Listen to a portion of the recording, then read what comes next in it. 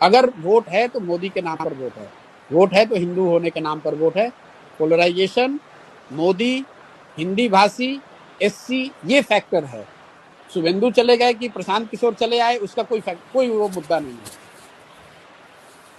वो मुद्दा है ही नहीं। मोदी यहाँ पॉपुलर है, हिंदी भाषियों की 1 करोड़ से ज्यादा वोट है, दलित यहाँ पर 27% है, और वो पूरी तरह से बीजेपी के साथ खड़ा है।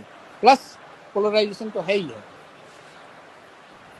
Which way is the Matua community going, Prashant?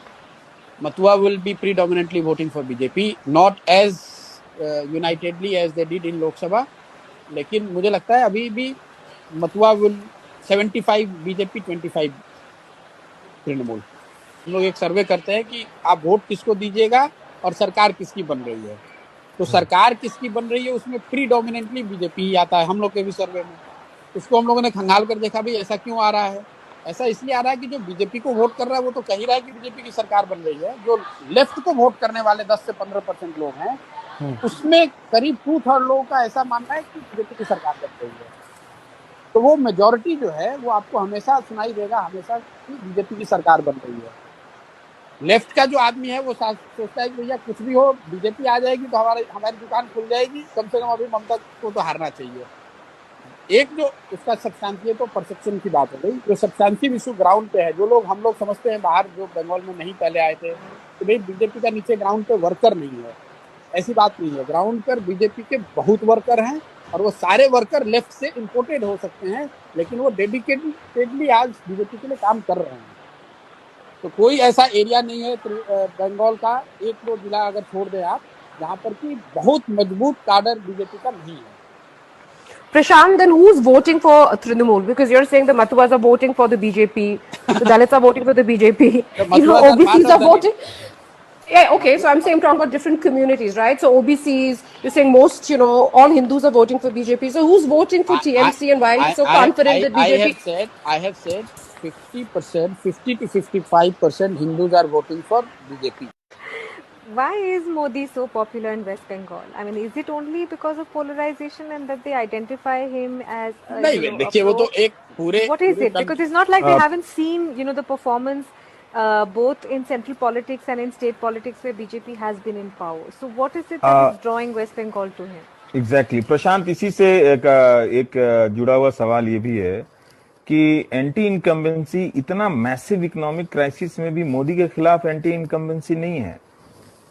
नहीं है जी, क्योंकि जहां एक चीज आप देखें कि बंगाल में मोदी पहले तो एक बात है कि मोदी का एक कल्ट है जो कि बन गया है पूरे देश में, जो कि द डिग्री कुड वेरी, लेकिन 10%, 15%, 20%, 25% ऐसे लोग हैं जिसको मोदी में भगवान दिखता है। चाहे सही दिखे गलत दिखे वो एक अलग बहस का मुद्दा हो सकता है। स्पेशली जो यहाँ हिंदी भाषी है वो मोदी का सपोर्ट का कोर है। प्लस जो एंटी इनकम्बेंसी है वो स्टेट गवर्नमेंट के खिलाफ है, सेंटर के खिलाफ है नहीं। और मोदी है पॉपुलर, यहाँ काफी पॉपुलर है। अगर आप लीडर का हम लोग सर्वे कर रहे हैं तो मोदी और Mamata are equally popular, which is a very big thing.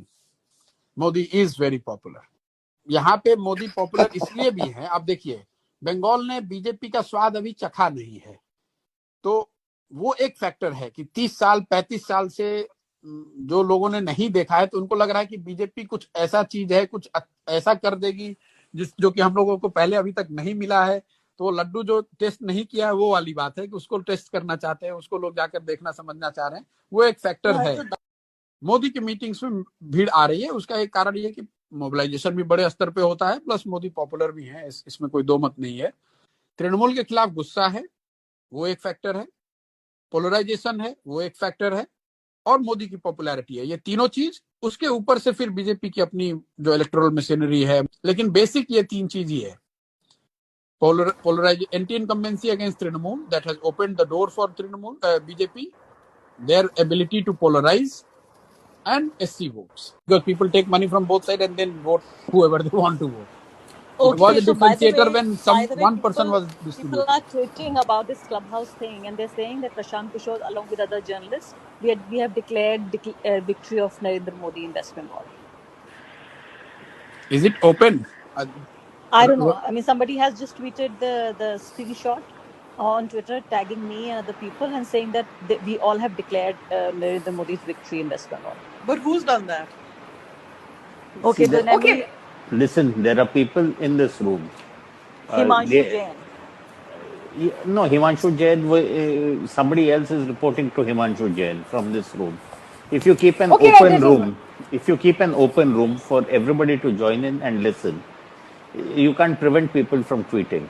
And No, these things don't matter. Anyone can say anything, right? I mean, it doesn't make a difference. I So, know, yeah. I know, but this is often seen as evidence. And one more thing, I just needed people to remember was that whatever you say on Clubhouse is recorded. Yeah, that also I think all of us know. No, Sanjay, not everything is recorded. No, the Clubhouse keeps record.